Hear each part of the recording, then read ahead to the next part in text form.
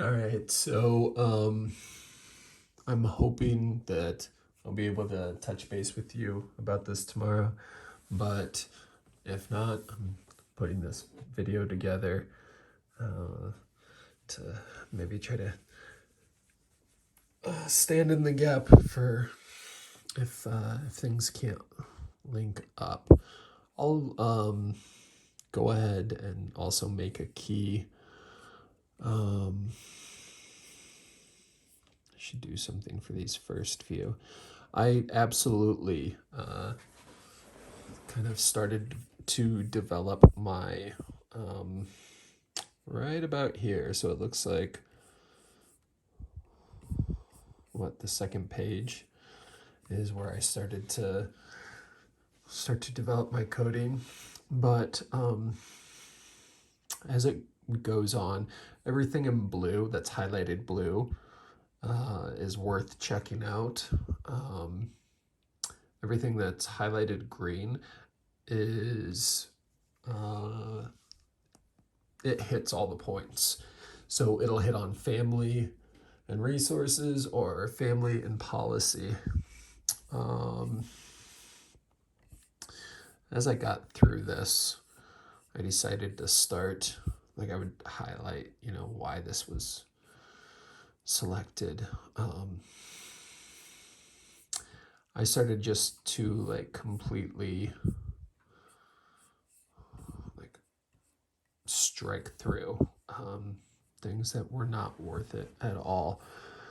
I realized that, like, scrolling for highlights is not the easiest way for looking for something. So let me find, here we go. So to find everything that hit all the marks, I put 3 asterisks. So, come up over here. 1, 2, 3. Let's see what this looks like over here. So it looks like 9. For um, life experiences, contextual minority resilience, there was 9 quotes that absolutely hit either family and policy or family and what was it, resources. Um, there might be some things that need to be coiffed, need to be maybe finessed a little bit, but I feel confident could be argued. Um, some of the things that could use some argument. It's like, so policy, one thing that shows up a lot, or shows up, uh, a few times is demonstrations, parades, or like, some form of protest.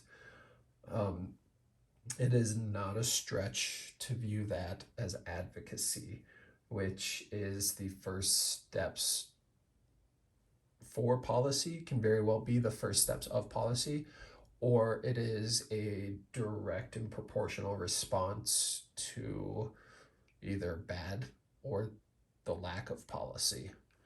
Um, and that's sort of what I found myself highlighting a lot, was, you know, I don't think we should confine ourselves to um,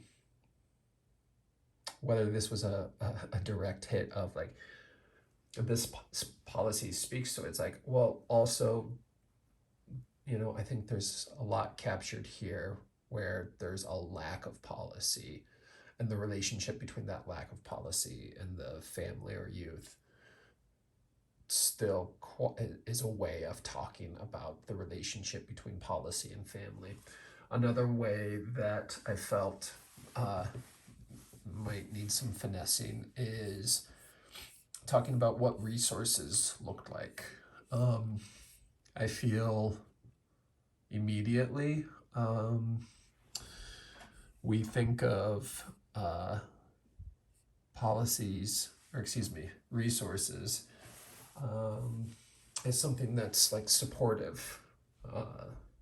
But there's things in there that you can quaff. There's things you could, kind of work around. It's like, well, actually, there's things that are resources and they're kind of hurtful. Church comes up a lot. You could absolutely look at church as a resource. It provides community, it provides sometimes material resources. You could absolutely look at it. More than anything, it usually provides ideology.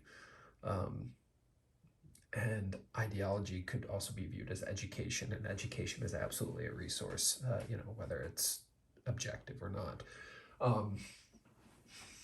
But that ideology sometimes comes from the communities that arise from churches, and sometimes it comes from the pulpit. But there are instances, there's quotes here of there being negative experiences because of the church. And in that way, you can say, so in this way, the church operates as a resource. It doesn't work in the benefit of the youth or sometimes even the family. But this is absolutely showing how a resource is affecting the youth and the family. Another way that could use some explaining was, there's references. Sorry, I don't even know why I'm taping this, because I'm scrolling this at a rate that you can't see. I'm looking for something. When youth talk about going to a doctor or getting treatment for something, we could absolutely look at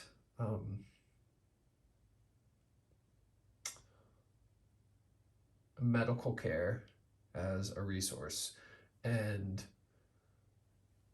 maybe it takes some, inferring, or maybe it shows up in the transcripts, but you could look at the parents as gatekeepers to insurance, or gatekeepers, or the link, gatekeepers may be strong, between the youth and access to healthcare, especially access to healthcare. And it seems like some of the youth are, accessing healthcare and legal services, such as maybe name change, legally changing their name,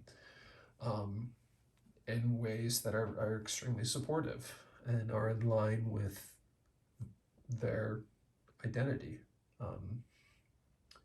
So that's another way of talking about resources. Off the top of my head, I can't think of some other I tried to be pretty direct on why I, labeled something in the comments.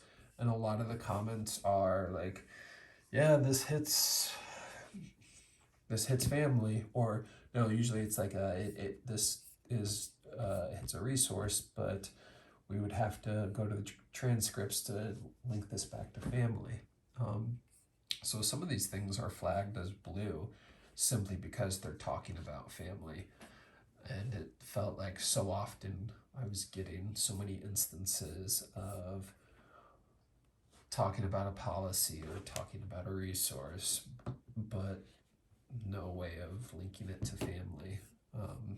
So sometimes I tagged things because I talked about family, and we could probably locate it in the transcript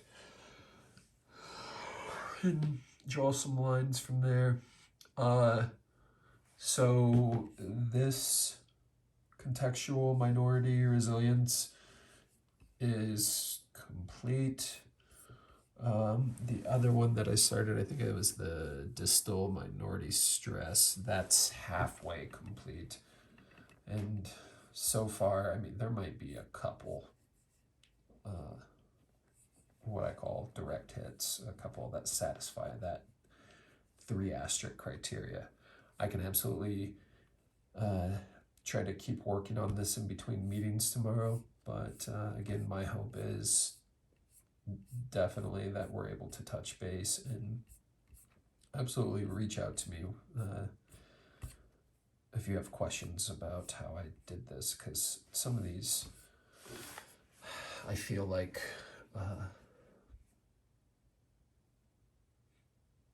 like I maybe I would have to explain, or maybe like I feel adamant like this deserves a green label, not a blue label. But yeah, hopefully we can touch base, and hopefully this helps. I wish I could have gotten more done, but yeah, midterms and actually applying for the PhD program, and the family took a lot more of time than I thought it would have. So, but I hope to talk soon.